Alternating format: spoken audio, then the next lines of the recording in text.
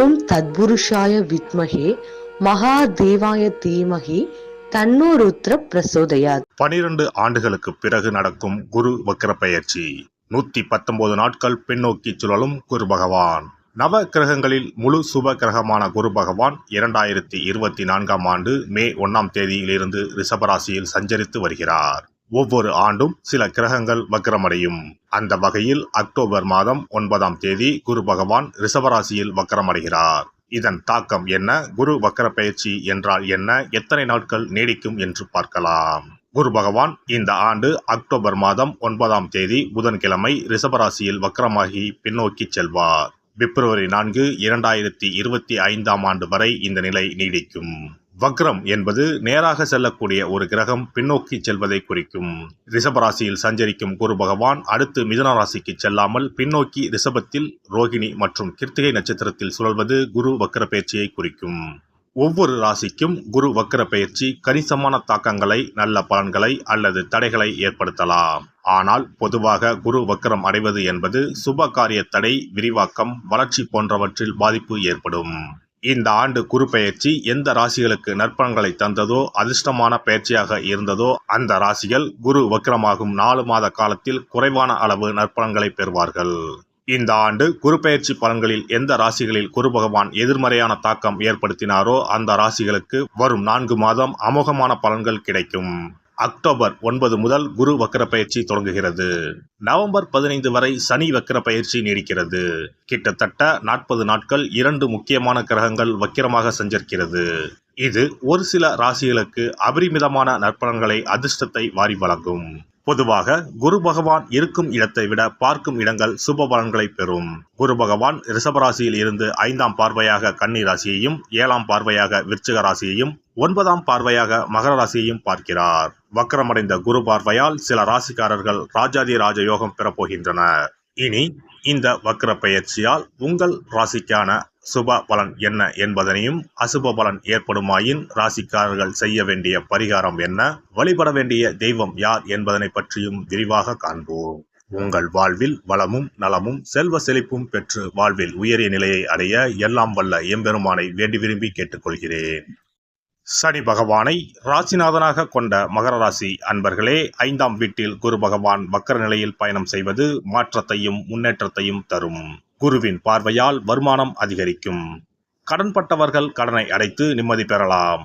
பாதியிலேயே நின்று போன வீட்டு வேலைகள் பூர்த்தியாகி சுபகாரியம் நடக்கும்.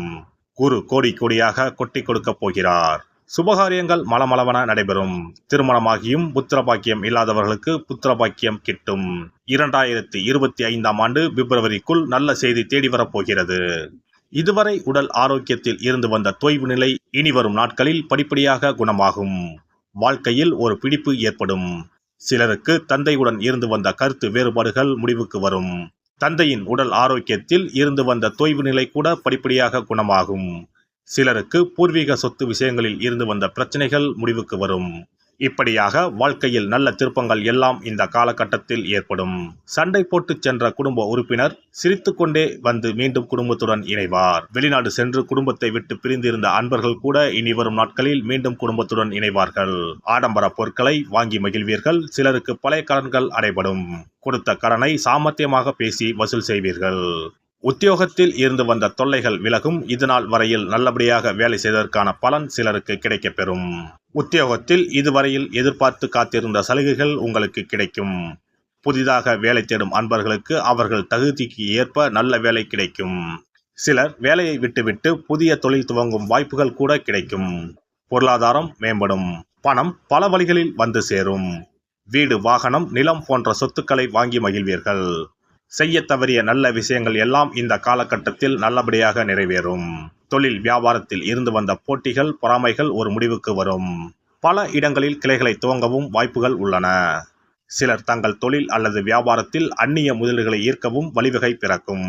புதிய நல்ல கூட்டாளிகளை பெறவும் இடம் உண்டு. மொத்தத்தில் இந்த காலகட்டத்தில் தொழில் ரீதியாக நல்ல முன்னேற்றத்தை நீங்கள் பெறுவீர்கள். 7.5 சனியின் தாக்கம் இருப்பதால் முடிந்த வரையில் யூக வணிகத்தில் அதிக கவனம் தேவை. அதுபோல முடிந்த வரையில் கடன் கொடுப்பதை தவிருங்கள். அரசியல்வாதிகள் இழந்த செல்வாக்கை மீண்டும் போராடி பெற்று விடுவீர்கள். எனினும் உங்களது பேச்சில் மட்டும் எப்போதும் கூடுதல் கவனம் இருக்க வேண்டும். விவசாயிகளுக்கு அதிக அலைச்சல் மற்றும் சோர்வு ஏற்பட்டாலும் கூட தங்களது உழைப்பினால் இறுதியில் முன்னேறுவார்கள். கலைஞர்களுக்கு நல்ல வாய்ப்புகள் கிடைக்கப்பெறும். சிலர் வெளிநாடுகளுக்கு சென்று தங்கள் கலை நிகழ்ச்சிகளை மேற்கொள்ள வழிவகை பிறக்கும். பெண்கள் புதிய ஆடை ஆபரணங்களை வாங்கி மகிழ்வீர்கள். திருமணம் போன்ற சுபகாரிய பேச்சுவார்த்தைகள் கூட இறுதியில் மகிழ்ச்சி தரும். அலுவலகத்திற்கு செல்லும் பெண்களுக்கு எதிர்பார்த்து காத்திருந்த சலுகைகள் கிடைக்கும். மொத்தத்தில் பெண்களுக்கு பெரும்பாலும் நல்ல பலன்கள் தான் ஏற்படும். மாணவ மாணவியர்கள் முயற்சி செய்தால் வாழ்க்கையில் பல சாதனைகளை செய்வீர்கள். போட்டி பந்தயங்களில் வெற்றி பெற்று பரிசுகளை வெல்வீர்கள். மனதில் தைரியம், தன்னம்பிக்கை அதிகரிக்கும். இப்படியாக பெரும்பாலும் நல்ல பலன்கள் தான் இந்த காலகட்டத்தில் ஏற்படும். குடும்பத்துடன் ஒரு முறை திருச்செந்தூர் சென்று முருகனை வழிபட்டு வாருங்கள். நல்லதே நடக்கும். சிறப்பு தொகுப்பு. இனி வரவே வராது என நினைத்த பணம் திரும்பி வருவதற்கு இதை மட்டும் செய்தால் போதும். நாம் கஷ்டப்பட்டு சேர்த்த அல்லது சம்பாதித்த பணத்தை யாரையாவது நம்பியோ அல்லது அவர்களுக்கு உதவி செய்வதற்காகவோ கொடுத்து ஏமாந்து இருக்கலாம். அப்படி இழந்த பணத்தை திரும்ப இனி வரவே வராது என நினைத்த பணத்தை கூட சில எளிய தாந்திரீக பரிகாரங்களை முறையாக செய்தால் திரும்ப பெற முடியும். இழந்த சொத்து, இழந்த பணம் மற்றும் நகை ஆகியவற்றை திரும்ப வீடு தேடி வர வைப்பதற்கான எளிய பரிகார முறைகள் பற்றி இங்கே தெரிந்து கொள்வோம். இந்த 2 முறைகளில் எந்த முறை நமக்கு எளிமையானதோ அதை செய்து பயன்பெறலாம். வாங்கிய பணத்தை திருப்பி கொடுக்க முடியாமல் கடன் தொல்லையால் அவதிப்படுபவரை போல் பணத்தை கொடுத்துவிட்டு அதை திரும்பி வாங்க முடியாமல் தவிப்பவர்கள் அதிகம் இருக்கத்தான் செய்கிறார்கள். யாராவது அவசரம் என பண உதவி கேட்கும்போது நட்பின் அடிப்படையிலோ அல்லது இருக்கப்பட்ட சிலர் பணம் கொடுத்திருப்பார்கள். ஆனால் பணம் வாங்கிய நபரோ அந்த பணத்தை திருப்பி தராமல் இழுத்தடிக்கலாம். பணம் தர வேண்டிய நபருக்கு சூழ்நிலை காரணமாக பணம் வராமல் உங்களுக்கு திருப்பி தர முடியாமல் இருக்கலாம். அல்லது அந்த நபர் பணத்தை திருப்பி தரும் எண்ணமே இல்லாமல் இருக்கலாம். நீங்களும் பல முறை பணத்தை கேட்டு சலித்துவிட்டு இனி அந்த பணம் நமக்கு வரவே வராது என நினைத்து பணத்தை திருப்பி வாங்குவதற்கான முயற்சியை கூட கைவிட்டிருக்கலாம். இப்படி கொடுத்த பணம் திரும்பி வரவே வராது என நினைத்த பணத்தை உங்களிடம் பணம் வாங்கிய நபரே மனம் மாறி அவராக வந்து உங்களிடம் திருப்பி தருவதற்கு சில எளிய முறைகளை வீட்டிலேயே செய்தால் போதும். பரிகாரம் 1. கற்பூரம் ஒன்றை ஏற்றி அது எரியும் சுடரின் மீது இரும்பு கலந்த ஏதாவது ஒரு தட்டினை காட்ட வேண்டும். இப்படி காட்டும்போது அந்த தட்டில் கரி படலம் ஒன்று உருவாகும். இந்த கரியை உங்களின் வலதுபுற நடுவிரலில் எடுத்து ஒரு தெளிவான வெள்ளை காகிதத்தில் உங்களுக்கு பணம் கொடுக்க வேண்டிய நபரின் பெயரை எழுதி கொள்ளுங்கள். பிறகு அந்த பேப்பரை சிறியதாக மடித்து உள்ளங்கையில் வைத்துக்கொண்டு உங்களுக்கு பணம் கொடுக்க வேண்டிய அந்த நபரின் முகத்தை மனதில் நினைத்து கொண்டு அவர் உங்களுக்கு பணம் கொடுத்து விட்டதாகவும் உங்களுக்கு வரவேண்டிய பணம் அனைத்தும் வந்துவிட்டதாகவும் நினைத்து கொள்ளுங்கள். அந்த நபரின் பெயர் எழுதிய காகிதத்தை வீட்டின் பூஜை அறையில் வைத்து விடுங்கள். பிறகு அதை ஆற்றில் போட்டு விடலாம். பரிகாரம் 2. ஒரு சிறிய கிண்ணத்தில் மஞ்சளை தண்ணீர் கரைத்து எடுத்துக்கொள்ளுங்கள். ஒரு குச்சியால் அந்த மஞ்சளை தொட்டு வெள்ளை காகிதத்தில் பணம் தர வேண்டிய நபரின் பெயரை எழுதி கொள்ளுங்கள். ஓம் ஸ்ரீ கார்த்த வீர்யாஜுனாய நமக என்ற மந்திரத்தை 27 முறை சொல்லி பணம் கொடுக்க வேண்டிய நபர் உங்களுக்கு தர வேண்டிய பணம் அனைத்தையும் கொடுத்து விட்டதாக நினைத்து வேண்டிக் கொண்டு அந்த காகிதத்தை சுற்றி வெள்ளை நூலால் கட்டிவிட வேண்டும். பிறகு அந்த காகிதத்தை ஆற்றிலோ கடலிலோ போட்டுவிட வேண்டும். இந்த 2 முறைகளில் யாருக்கு எது வசதியோ அந்த முறையில் பரிகாரத்தை செய்யலாம். ஏதாவது ஒரு முறையை பின்பற்றினால் போதும். 2 முறைகளிலும் செய்ய வேண்டியது கிடையாது. இந்த பரிகாரத்தை தெற்கு நோக்கி அமர்ந்து செய்ய வேண்டும். இந்த பரிகாரத்தை நம்பிக்கையுடன் தொடர்ந்து செய்து வந்தால் கண்டிப்பாக வராது என நினைத்த பணம் விரைவில் உங்களின் வீடு தேடி வரும். எல்லாம் வல்ல இறையருளால் நீங்களும் உங்கள் அன்பு குடும்பமும் உடல் நலம், நீலாயுள், நிறை செல்வம், உயர் புகழ், மெய்ஞானம் ஓங்கி வாழ்க வளமுடன்.